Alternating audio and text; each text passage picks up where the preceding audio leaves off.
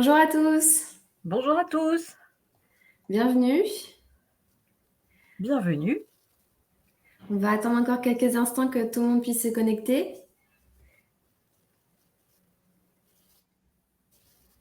Vous pouvez écrire dans le chat. Bonjour Mélodie, bonjour Pascaline, Arnaud, Nicolas.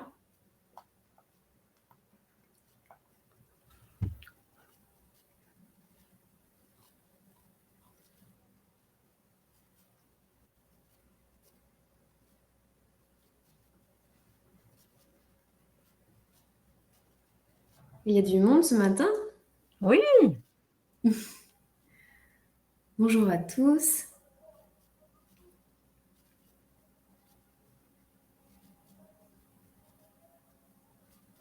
que d'entreprises créées ou à créer. À créer, oui. Ok.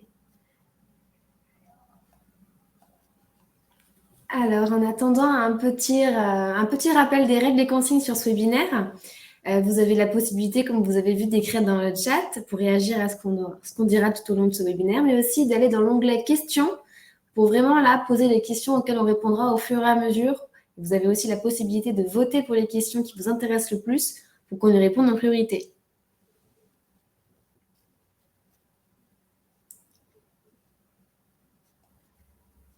Un petit rappel sur les semaines de l'évolution professionnelle. Donc, ça a commencé lundi 4 de la semaine dernière, déjà une semaine de passé.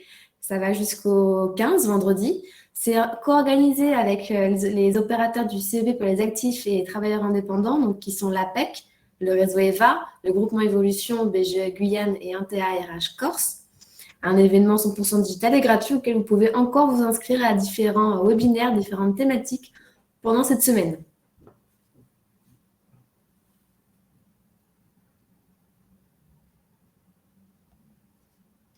Je vais laisser la parole à celle qui va présenter tout au long ce webinaire. Donc bonjour, Sylvie Gilbert, responsable partenariat du Conseil en évolution professionnelle en Normandie au sein du groupement Évolution.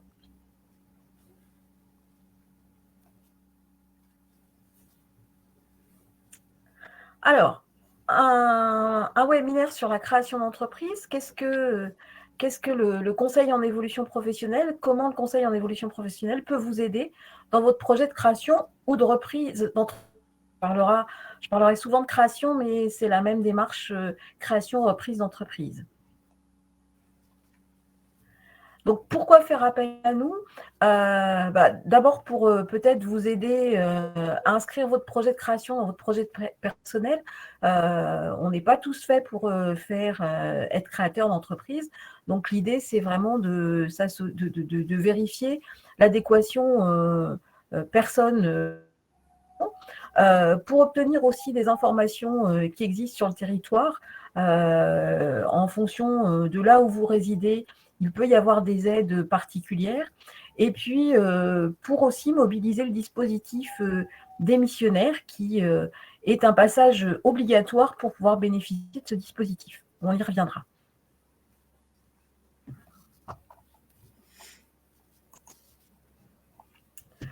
Alors, quand on parle projet création d'entreprise, on pense qu'il est nécessaire de le préparer et c'est important qu'il y ait différentes étapes. Donc, la première est d'abord d'avoir la bonne méthode pour concevoir son projet. L'idée, c'est vraiment de les choses et de les poser méthodiquement, de programmer son projet dans le temps. Si vous venez nous voir en nous disant « je veux monter mon entreprise et je veux qu'elle soit créée dans 15 jours ou dans 2 mois », alors j'exagère volontairement, mais voilà, on a une notion de temps et ça passe par des démarches obligatoires et c'est des démarches qui prennent du temps. Il est aussi essentiel de s'entourer des bonnes personnes pour que ce projet puisse être viable. Éventuellement, de penser à des pistes alternatives. Ce qui se passe si je n'arrive pas à monter ce projet. Et puis, éventuellement, on a parfois besoin d'une formation complémentaire pour pouvoir mener à Alors, je vois qu'il y a une question dans le chat. Hein. Est-ce qu'on aura la présentation à la fin du webinaire? Non, vous n'aurez pas le PowerPoint. Vous pourrez revisionner cet webinaire à la fin des semaines de l'évolution. C'est ça, il y aura le replay qui sera disponible sur la chaîne YouTube.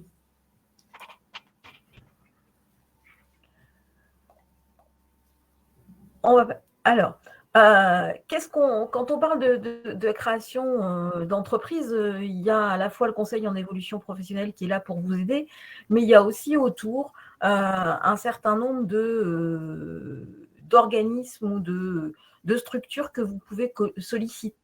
On pense aux chambres consulaires, alors que ce soit CCI, chambre des métiers et d'artisanat ou chambre d'agriculture en fonction du support de votre projet. On pense aux pépinières d'entreprise qui peuvent être un bon lieu aussi pour expérimenter et pour rencontrer éventuellement d'autres créateurs. On pense aux cabinets d'études. On pense aux organismes de financement, ça peut être la banque, mais ça peut être aussi, en fonction des régions, là encore, d'autres possibilités. Aux experts comptables, peuvent bénéficier d'un agrément création d'entreprise et sont particulièrement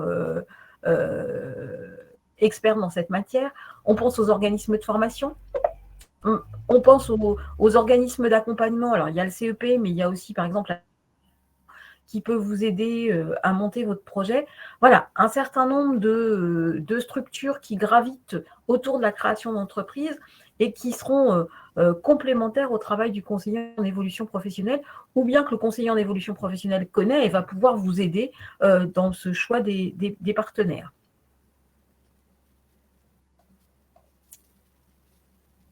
Alors, on a parlé du conseil en évolution professionnelle des missionnaires. Qu'est-ce que c'est que ce dispositif? C'est un dispositif qui a été mis en place en novembre 2019 et effectif en janvier 2020, qui permet, sous certaines conditions, de pouvoir bénéficier des allocations de retour à l'emploi dès votre démission pour un projet de création d'entreprise, de reprise d'entreprise ou sans avoir un délai de carence de 4 mois. L'idée, c'est vraiment de pouvoir bénéficier de ces allocations dès que vous pouvez vous inscrire sur Pôle emploi. Comment ça bénéficier? Il faut d'abord être en CDI. Si vous êtes en CDD, ça ne fonctionne pas. Il faut être en CDI, il faut avoir au moins 5 ans d'activité salariée, alors dans une ou plusieurs entreprises, mais l'idée, c'est vraiment cette continuité des 5 ans. Si vous avez pris 3 mois de congé sabbatique, malheureusement, vous ne pourrez pas bénéficier de ce dispositif.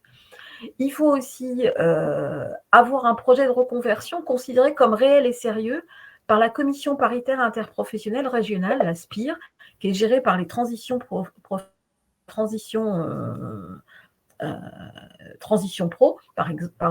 et c'est là où Transition Pro va valider si votre projet il tient la route ou il ne tient pas la route. Et pour ça, il y a plusieurs critères, on y reviendra.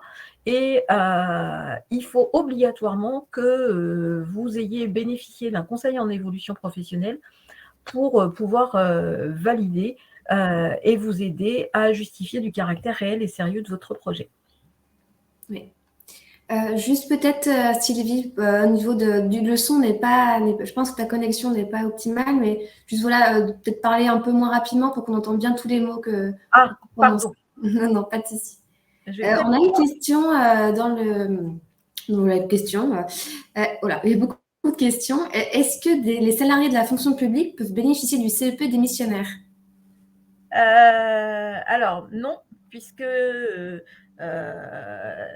les salariés du secteur public ne peuvent pas bénéficier du conseil en évolution professionnelle. Et que par ailleurs, la fonction publique, alors peut dans certains cas cotiser à Pôle emploi, mais pas systématiquement.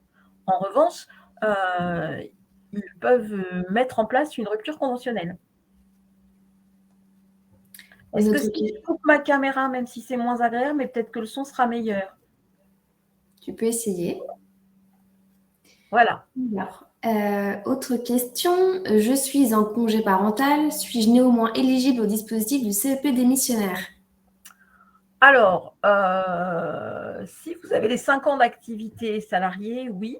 Et pour ça, vous pouvez de toute façon aller sur le site d'émission.gouv et vous allez avoir accès à voir si vous pouvez simuler au niveau de Pôle emploi si vous pourriez être éligible ou pas.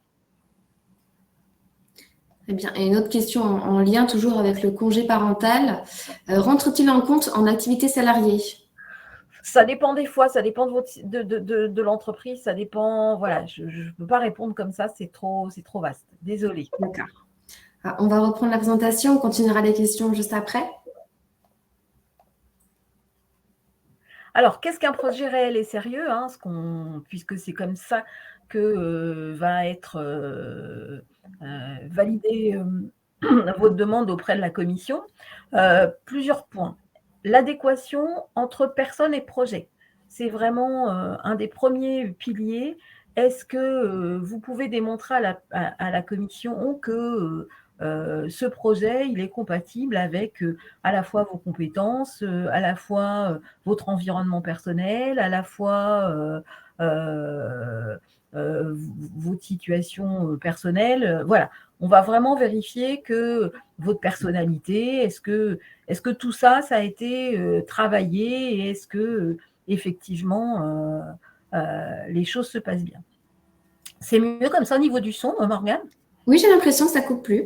D'accord. Deuxième point, on va regarder. Alors, l'aspect innovant du projet, c'est surtout est-ce que effectivement ce projet va être viable. Est-ce que vous avez regardé ce qui existe sur la concurrence?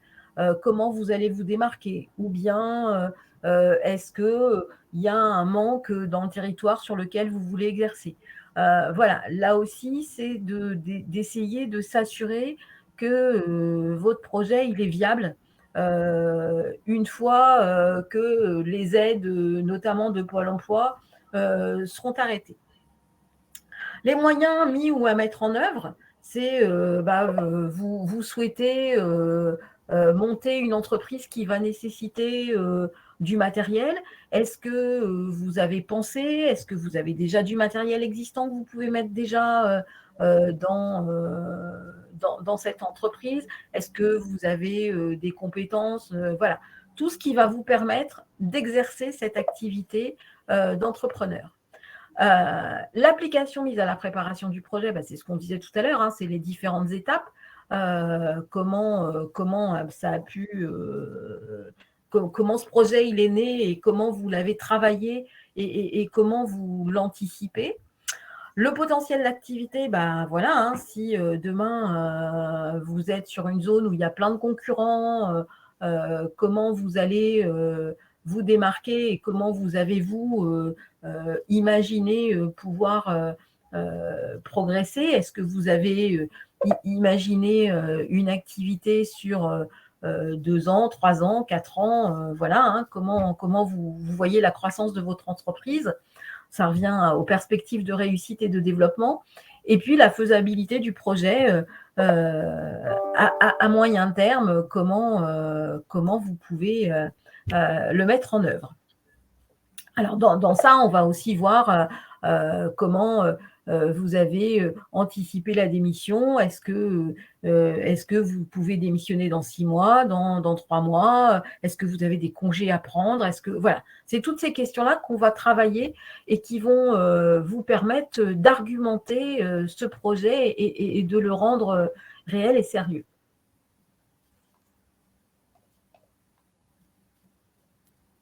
Alors, vous devez présenter ce projet sous la forme d'un document et d'un dossier que vous pouvez trouver sur démission.gouv. Et à ce dossier, vous allez devoir ajouter une étude de marché et un prévisionnel financier. Donc, pour ça, vous pouvez vous faire aider soit des chambres consulaires, soit des experts comptables. Voilà, c'est vraiment les 2 documents minimum obligatoires.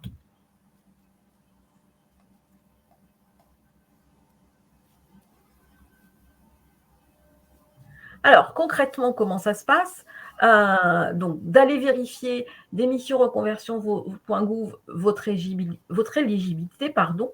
Une fois que vous êtes sûr que vous pouvez rentrer dans ce dispositif, prendre contact avec un conseil en évolution professionnelle, soit via le numéro vert de votre région, soit par la plateforme InfoCep. Constituez votre dossier avec le conseiller en évolution professionnelle et éventuellement d'autres partenaires, hein. Vous pouvez aussi articuler cet accompagnement CEP avec la CCI, un expert comptable, etc.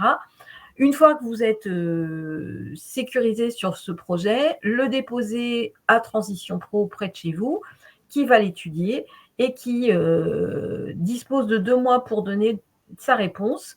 Alors, on vous a mis sur les slides qu'au-delà de 2 mois, votre demande est considérée comme acceptée. Il faut savoir que les SPIR étudient systématiquement tous les dossiers et qu'ils vérifient à la fois le caractère réel et sérieux de votre projet et surtout qu'il est sécurisé. Et une fois que vous avez la réponse positive de Transition Pro, vous avez 6 mois pour vous inscrire à Pôle emploi. Si jamais la commission refuse votre dossier, vous avez une possibilité d'un recours et pour ça, vous disposez de 2 mois. Alors parfois, ça peut être de ramener des pièces complémentaires. Il se peut que la commission vous demande de mieux présenter l'étude de marché, par exemple, qu'elle vous incite à avoir une étude de marché plus approfondie. Est-ce qu'il y a des questions? Oui, il y en a des questions pour revenir aussi à celle d'avant. Alors, la question démarrer. Je suis déjà à Pôle emploi. Ce n'est pas gênant pour solliciter un CEP. Je suis déjà. Ah bah, il faut voir avec Pôle emploi. C'est Pôle emploi qui sera le conseiller en évolution professionnelle. La personne, je crois qu'elle a complété sa question. Étant à Pôle emploi, puis-je bénéficier du CEP démissionnaire, sachant que j'étais salariée en CDI depuis plus de 5 ans? Eh ben non, vous avez déjà démissionné, c'est trop tard, malheureusement. Pour bénéficier de ce dispositif, il faut être en poste. Alors, on a une autre question.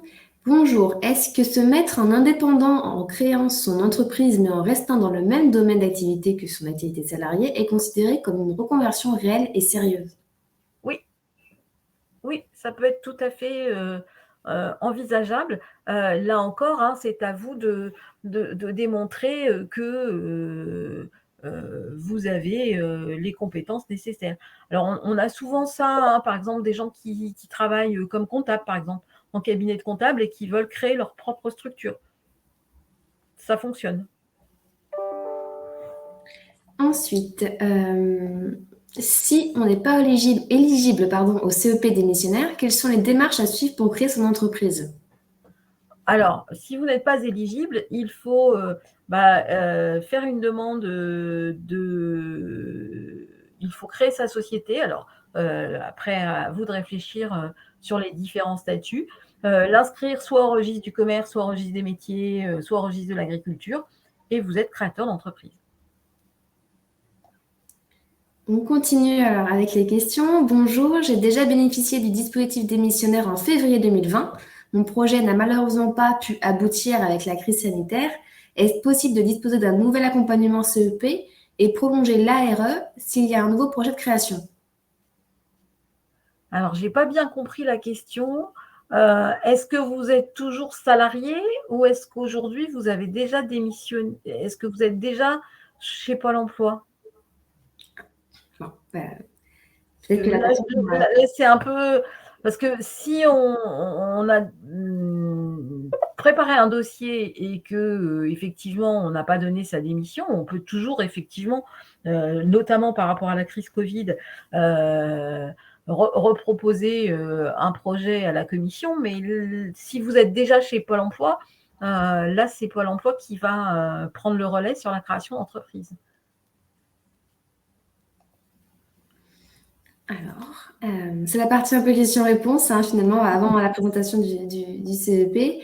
Que se passe-t-il si je démissionne pour création avant la réponse du CPIR?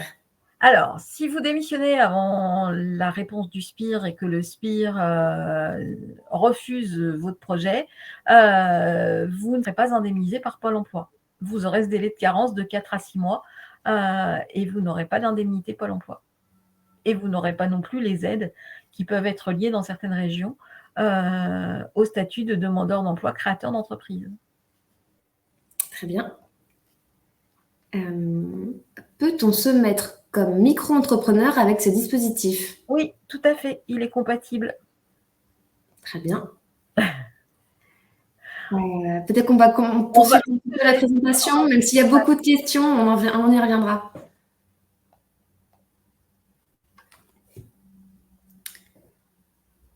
Alors, nos conseils. Informez votre employeur dès le départ, c'est-à-dire que on a parfois des salariés qui viennent nous voir en disant je ne veux pas en parler à mon entreprise, je ne suis pas très à l'aise. Bon, alors, il y a un bémol à ce conseil, c'est si vous créez la même activité que dans l'employeur dans lequel vous êtes et que là, c'est concurrence, etc. Donc, parfois, c'est délicat. Mais tant que vous pouvez instaurer un dialogue, voilà, c'est quand même préférable. D'autant plus que parfois, les employeurs peuvent être aidants et vous donner leur expertise en tant que propre chef d'entreprise. Parler de votre projet autour de vous, ça fait partie de l'adéquation aussi projet-personne. Hein. Si autour de vous, on vous dit ah mais non, mais je ne te vois pas comme chef d'entreprise, tu n'as pas l'âme d'un leader, tu ne sais pas t'organiser, ça peut être à entendre. Ou au contraire, parfois, c'est aussi ah ben ouais, c'est super. Et puis, je connais monsieur machin qui peut t'aider, je connais madame truc qui peut t'aider.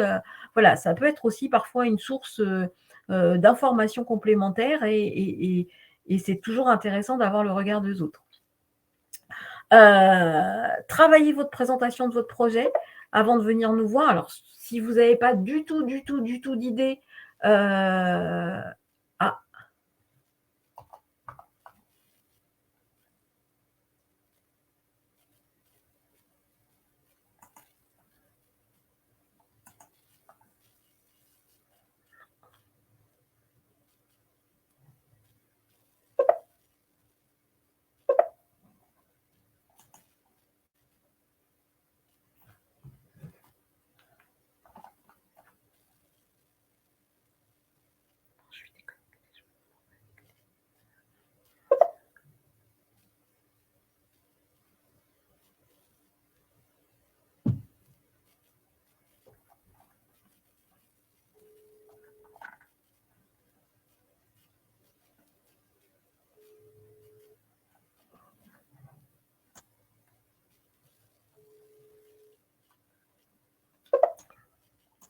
ouais.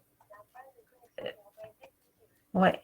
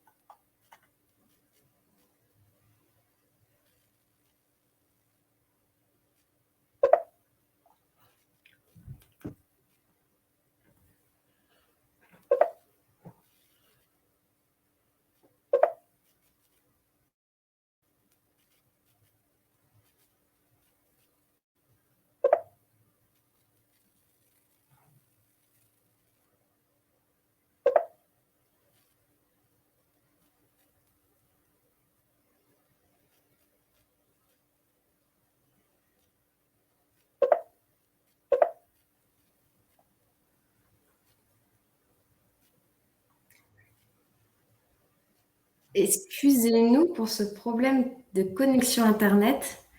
Vraiment désolée, Sylvie. Oui, ben, c'est des choses qui arrivent, excusez-nous. Tu peux reprendre. Désolée encore, la connexion filaire n'est pas infaillible. Donc, Alors peut-être reprendre effectivement quelques questions et puis de retrouver pendant ce temps-là le slide. Je vois Françoise qui nous dit quels sont les autres possibles lorsqu'on avait plus de 5 ans d'ancienneté et qu'on a quitté son entreprise via une rupture conventionnelle. Si vous êtes, ça veut donc dire qu'aujourd'hui vous êtes vous êtes chez Pôle emploi, vous pouvez bénéficier des aides à la création d'entreprise, de créateurs, demandeurs d'emploi, comme n'importe quel autre demandeur d'emploi.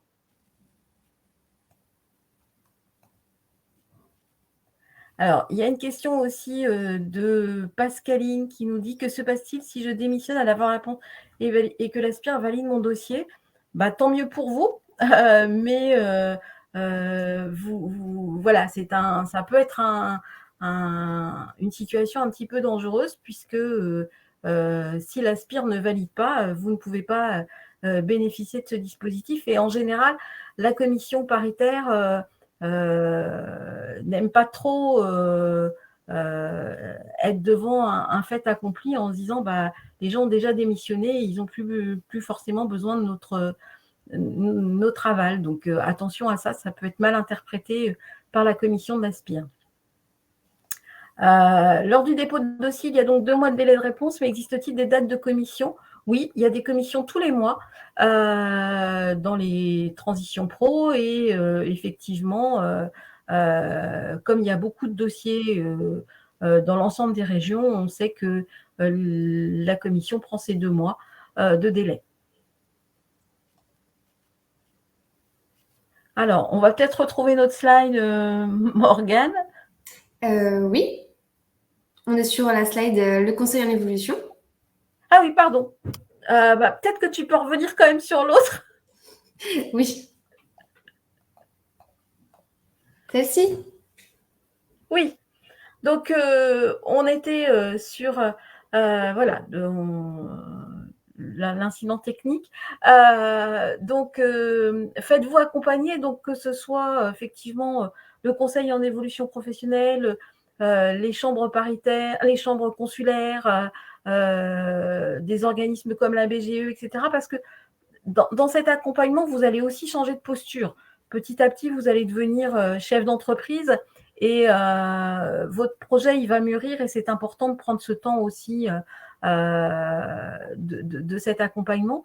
Et puis, anticiper une solution de secours. On parlait tout à l'heure de rupture conventionnelle.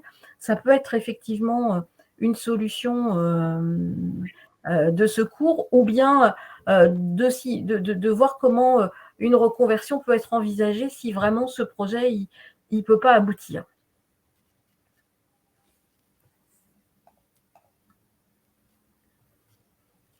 Donc, le conseil en évolution professionnelle, il repose sur plusieurs principes. Et qu'est-ce que c'est que le conseil en évolution professionnelle ? Donc, c'est bien un processus d'appui à tout salarié et indépendant pour faire le point sur sa situation professionnelle et, le cas échéant, élaborer, formaliser et mettre en œuvre une stratégie visant l'évolution professionnelle. Ça veut dire quoi tout ça ? Ça veut dire qu'on est là pour vous aider. Et on parle bien de processus parce que c'est une démarche et que ça va prendre un petit peu de temps pour vous permettre de réfléchir et de répondre à toutes vos questions sur votre évolution professionnelle. Donc, ce dispositif, il est gratuit et ça, c'est important. On a souvent la question, mais est-ce que je dois solliciter mon compte personnel de formation ? Non, c'est un dispositif gratuit pour l'ensemble de la démarche. Il est confidentiel. Ça veut dire que tout ce que vous pourrez échanger avec votre conseiller restera avec le conseiller.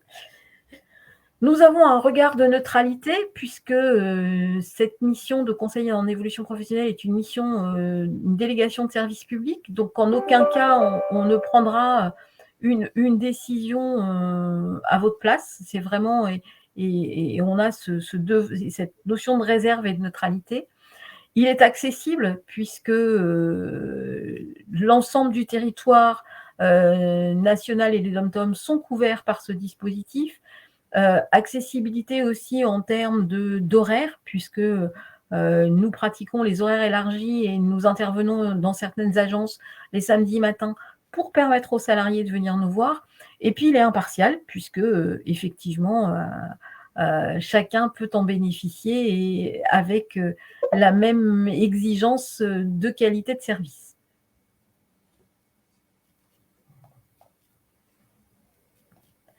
Alors, pour qui? Pour les salariés du secteur privé, les travailleurs. Donc, en fonction de la région, ça peut être le groupement Évolution, ça peut être Antea, ça peut être le réseau EVA, Axis, BGE. Il est proposé aussi par l'APEC pour les cadres, Pôle emploi pour les demandeurs d'emploi, les missions locales pour les moins de 26 ans et Cap emploi pour des personnes en situation de handicap, dont le handicap va être l'élément principal pour cette reconversion. Alors, vous allez me dire, on peut parfois être cadre et salarié du secteur privé ou en situation de handicap et du secteur privé, etc. Et bien là, c'est vous qui avez le choix de votre opérateur. Donc, à partir du moment où vous allez prendre rendez-vous avec l'opérateur, on va vous poser des questions et c'est là où vous pourrez prendre votre décision. Sachant qu'on peut aussi changer de situation au cours de l'accompagnement et on n'aura pas forcément besoin de changer d'opérateur puisque c'est le même opérateur qui vous accompagnera pendant l'ensemble de l'accompagnement. Et c'est le premier jour où on va prendre votre situation en compte.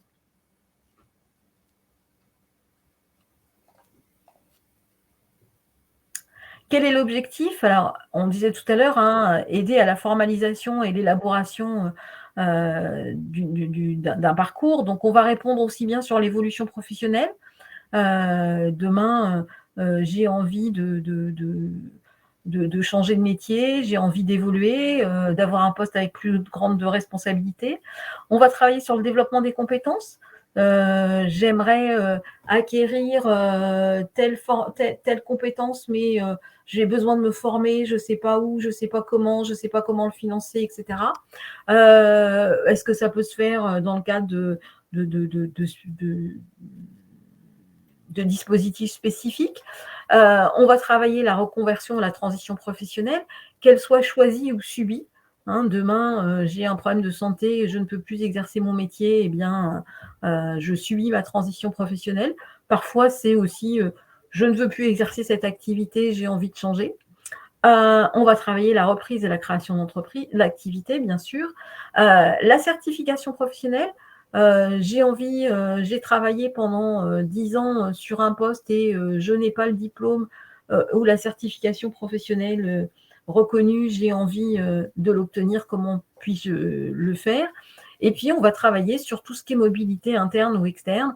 Je peux avoir parfois envie de rester dans le même secteur d'activité, mais je ne sais pas bien comment élargir mes pistes. Et ça peut être avec l'aide d'un conseiller pour vous aider à cette réflexion.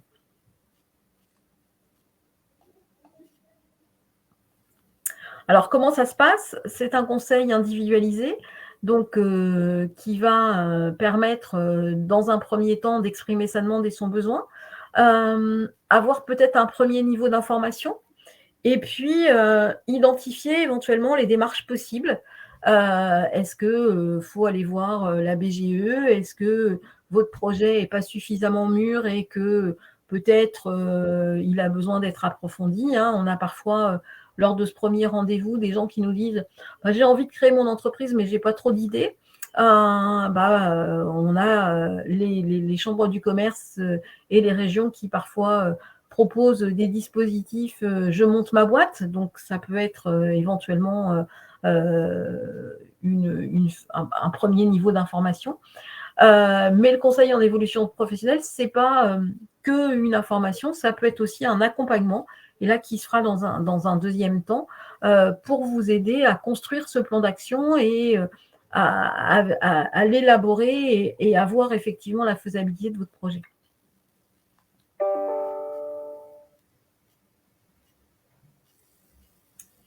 Pour prendre rendez-vous, donc des numéros verts ou bien la plateforme, je m'informe et je prends mon rendez-vous via mon cep.org.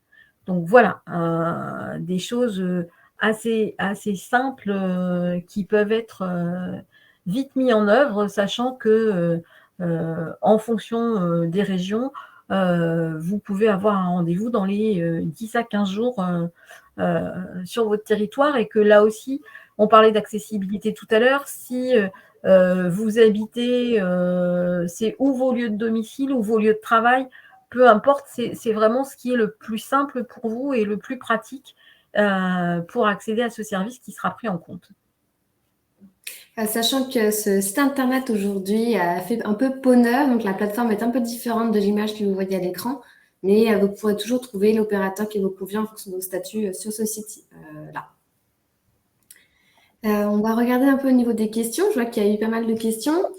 Alors, je ne sais pas comment faire une étude de projet ou un prévisionnel, mais vers qui je peux me tourner, sachant que je suis déjà à Pôle emploi? Alors, un prévisionnel, ça peut être avec un expert comptable qui peuvent vous aider. Une étude de projet, là encore, hein, la CCI, la Chambre des métiers, la Chambre de l'agriculture peuvent vous aider à réaliser cette étude de projet. Et Pôle emploi, alors quand vous êtes déjà chez Pôle emploi a aussi des prestations spécifiques à la création d'entreprise. Donc, n'hésitez pas à consulter votre conseiller Pôle emploi et demander à bénéficier de cette prestation Active Projet, Active Créa, qui sont spécifiquement liées à la création d'entreprise. Savez-vous si les organismes du CEP type groupement d'entreprises, etc., recrutent des conseillers? Alors, effectivement, le conseil en évolution professionnelle, on recrute des conseillers. Donc, en fonction de votre parcours, n'hésitez pas à envoyer votre candidature. Une autre question. Avant de créer mon entreprise, j'aurais besoin de suivre une formation d'1 an. Dois-je faire tout de même une étude de marché, bilan financier? Oui. On vous conseille vivement de positionner cette formation dans le cadre de votre projet, puisque c'est ce qui motive en fait votre formation. Donc, pas de souci pour une formation d'1 an, mais il faut que voilà, elle s'inscrive dans votre projet et que vous puissiez nous démontrer que ce projet est réel et sérieux. Très bien. Et pour les agents de la fonction publique, vers qui se tourner? Malheureusement, pour les agents de la fonction publique, il faut vous retourner vers soit votre ressources humaines, vos services ressources humaines, soit éventuellement vers le CNFPT en fonction de la fonction publique sur laquelle vous dépendez. Une question de Lucie Lenné. Peut-on bénéficier plusieurs fois du CEP? Oui, vous pouvez bénéficier plusieurs fois du CEP, puisque l'idée de ce dispositif, c'est d'accompagner les actifs tout au long de leur carrière professionnelle. Donc, vous pouvez bénéficier plusieurs fois du conseil en évolution professionnelle en fonction de vos questions et de vos demandes.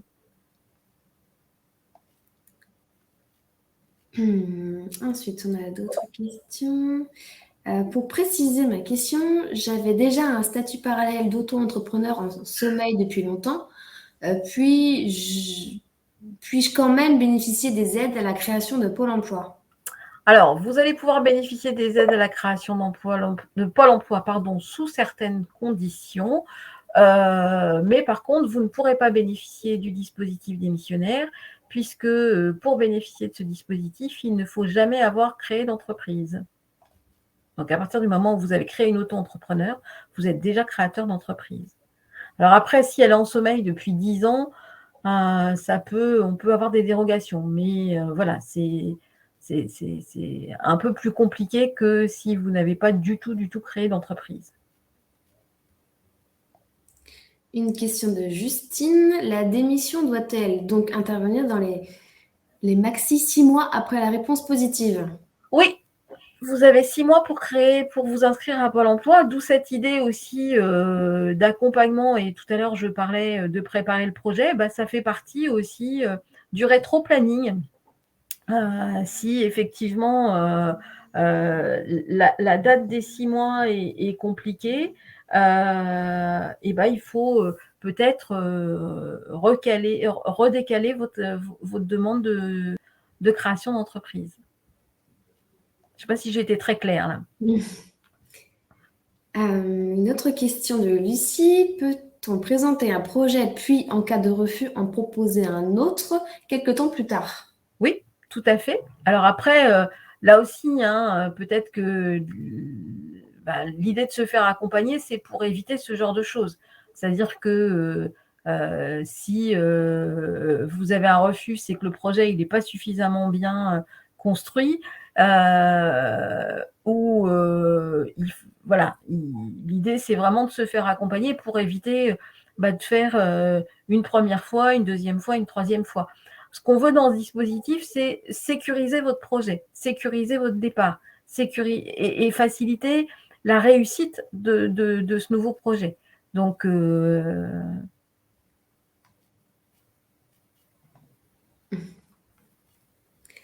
une autre question de Aurélie. Un conseiller du CEP peut-il m'aider dans les démarches pour formaliser une rupture conventionnelle et les intervenants vers qui me tourner ensuite pour créer mon entreprise?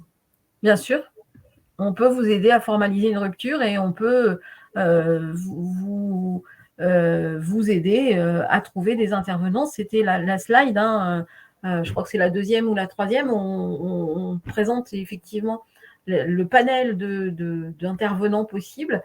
Là, on a beaucoup parlé du dispositif démissionnaire, mais parfois, il n'est pas possible à mettre en œuvre. Et effectivement, la rupture conventionnelle peut être une solution.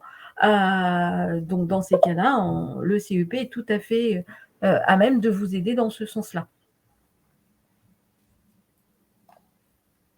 Très bien. Une question, je ne suis pas sûre qu'on aura la réponse, mais connaissez-vous le taux d'acceptation du dispositif démissionnaire? Alors,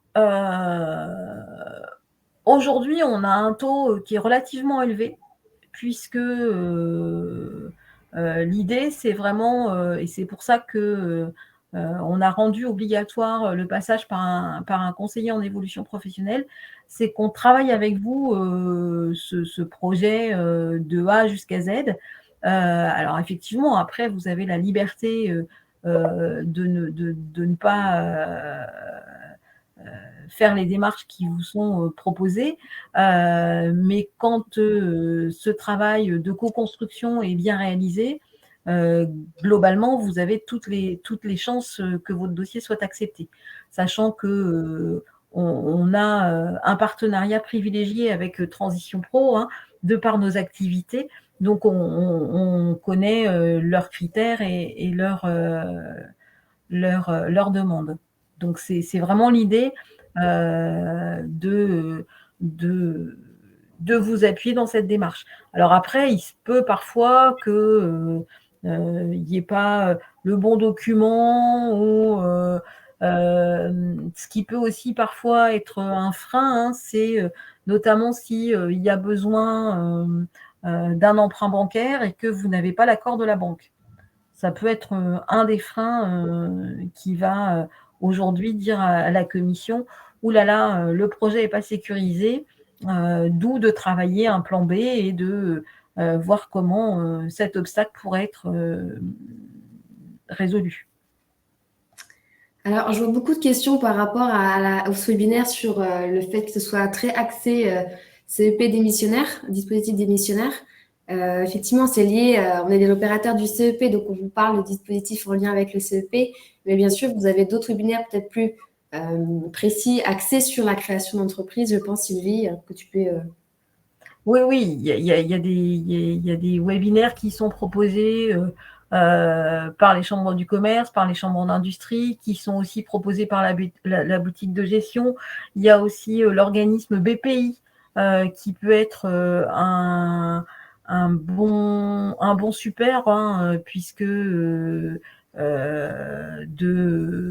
BPI est un organisme spécialisé sur la création d'entreprises, donc vous pourrez trouver des informations sur leur site où il y a notamment toute une méthodologie sur les questions à se poser, les différents statuts, puisqu'aujourd'hui on a souvent cette question des statuts dans la création d'entreprise. Donc là encore, n'hésitez pas à consulter ces sites et avec un conseiller du CEP de venir travailler aussi sur ces différents sites.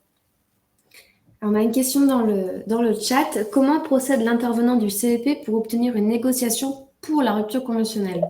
Alors, ce n'est pas le consultant qui va faire la négociation, en aucun cas. Par contre, on va prendre en compte avec vous des éléments clés et vous permettre de construire une argumentation, mais ce n'est pas nous qui irons négocier la rupture conventionnelle. Après, l'employeur, il a parfois, et c'est pour ça que ce dispositif, il a été aussi créé, le dispositif démissionnaire, c'est qu'aujourd'hui, on a des employeurs qui refusent systématiquement la rupture conventionnelle. Et la DRITS, alors, qui est un pas très joli nom, mais qui est la direction du travail et de l'emploi, peut aussi refuser des ruptures conventionnelles chez certaines entreprises. On a une question de Corinne. Pouvez-vous repréciser les différentes aides pour un créateur? Alors, il peut y avoir des aides sur des allègements sur les charges sociales et patronales. Il peut y avoir des aides sous forme de prêts, notamment, je pense, pour des femmes. Aujourd'hui, on a un certain nombre de dispositifs qui vont favoriser la création d'entreprises pour les femmes. Il peut y avoir aussi des aides de certaines régions si vous travaillez sur des thématiques innovantes. Voilà, il y a différentes aides en fonction de votre projet. Donc, c'est un peu compliqué là de répondre de façon générale. Une nouvelle question de Magali. Combien de temps faut-il compter pour la création d'entreprise avec un accompagnement complet par le CEP? C'est difficile de répondre à cette question parce que ça dépend où vous en êtes dans votre projet. On a des gens qui arrivent parfois avec un projet qui est relativement bien construit. Moi, j'ai envie de dire, votre projet, la création d'entreprise, ça prend du temps. Donc, en général, en dessous de 6 mois, c'est quand même compliqué. Sauf si vous avez déjà fait toutes les démarches et que tout est déjà prêt. Dans ces cas-là, ça peut aller un peu plus vite. Mais et si on n'a aucune idée, la personne précise, s'il n'y a pas d'idée de création? Il n'y a pas d'idée, c'est minimum 1 an. 1 an. C'est entre 6 mois et 1 an. Tant que vous trouviez une idée, que vous fassiez toutes les démarches, que vous étudiez. Alors déjà de trouver l'idée. Après, de regarder ce qu'il y a à la concurrence, de regarder vos compétences sur ce projet, de regarder comment vous allez... est-ce que vous avez besoin de formation? Est-ce que vous n'en avez pas besoin? Voilà. Très bien. On a une question aussi encore dans le chat. En cas de micro-entreprise, avons-nous droit à des aides financières? Alors, le statut de micro-entreprise est déjà une aide en soi. Donc, d'où la nécessité de bien réfléchir à votre statut. Parce que parfois, c'est une étape qu'on va un petit peu vite. Le statut juridique de l'entreprise, alors ça peut faire peur au début de se dire je vais monter une société, je ne sais pas. Mais ce statut de micro-entreprise, il est aussi parfois un peu pénalisant. Donc, là encore, discuter avec des experts comptables, ça peut vous permettre de bien vérifier si ce statut de micro-entreprise, il est adapté à votre projet. Très bien. Alors, je reparcours un peu les questions. Je crois qu'on en a répondu à une grosse majorité. On a une nouvelle question. Alors, de Justine. Le dispositif est-il mobilisable après un projet de transition pro? Formation en vue du projet de création. Merci. Alors, si vous avez un projet de formation en vue de la création, pour moi, il est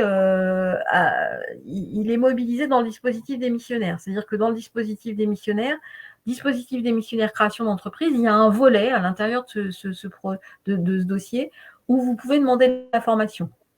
Ça, c'est le premier point. Après, si effectivement vous souhaitez monter un projet de transition professionnelle via un PTP, donc projet de transition pro, hein, vous pouvez tout à fait.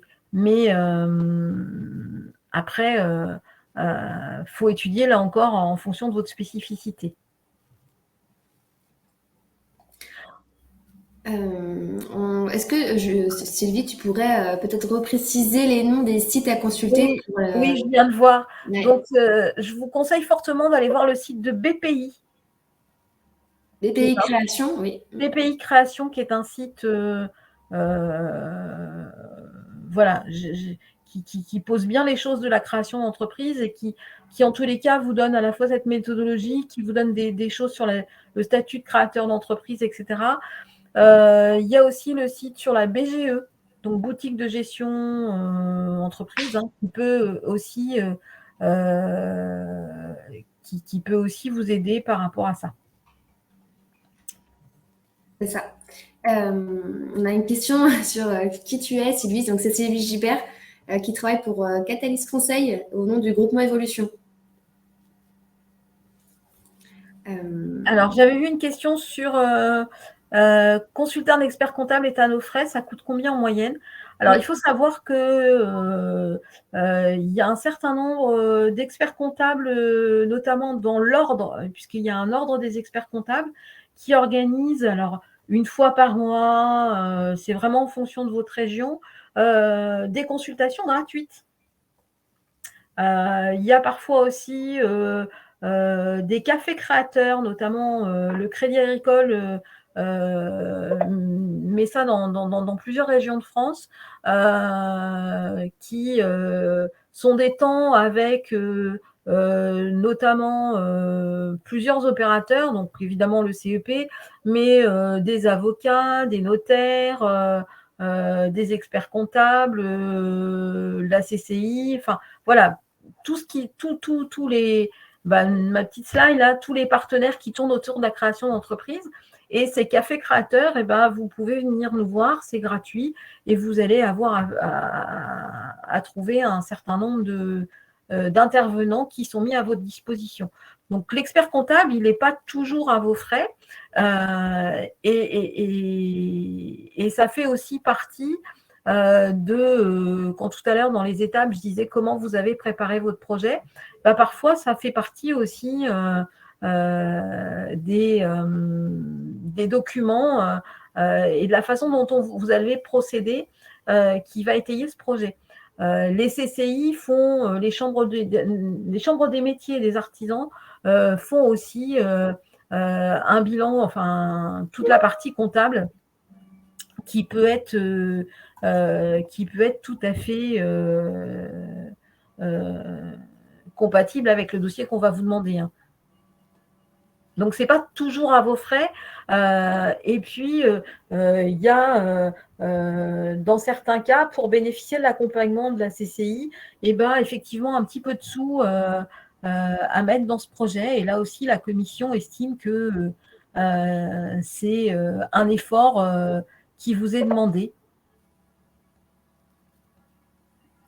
Alors, on a une question de Salia, je crois. Qui peut nous aider dans l'étude de marché, notamment dans la recherche de la concurrence? Lors de mes recherches Internet, je ne trouve pas. Alors, dans les études de marché, c'est bien de voir un petit peu, soit en faisant avec l'INSEE, quels sont les gens qui auraient le même code d'APE que vous, qui pourraient vous aider. Ça peut être aussi de voir là les chambres consulaires, métiers, CCI, monde agricole, qui ont aussi des informations sur qu'est-ce qui existe. Les réseaux sociaux aussi, parfois, en tapant sur les réseaux sociaux, j'ai une idée, voilà, je veux monter un projet, qu'est-ce qu'il existe, ça peut être une bonne source d'information. Est-ce que Sylvie, tu pourrais rappeler, une personne n'a pas entendu, qui organise les rendez-vous mensuels avec les experts comptables gratuitement? Les cafés créateurs. Les cafés créateurs. C'est ça. Et puis, il y a aussi, alors contacter l'ordre des experts comptables dans votre région, qui peut aussi proposer des choses, des permanences, et qui vous dira s'il y a des possibilités de consultation gratuite ou pas, puisque les experts comptables sont rattachés à un ordre professionnel. Alors, on arrive à la fin de ce webinaire. Je vois qu'on a répondu à beaucoup de questions. On a encore quelques minutes si jamais vous avez encore des questions.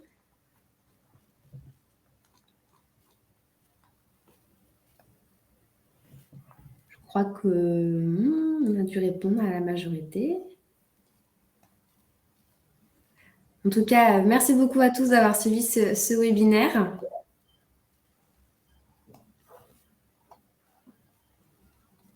J'espère qu'on aura répondu à vos questions. Si jamais vous avez encore des interrogations, vous pouvez aussi contacter un conseiller en évolution professionnelle en vous rendant sur le site moncvp.org qui pourra vous guider et vous conseiller dans votre projet. Bonne journée à tous. Très bonne journée à tous. Au revoir. Au revoir.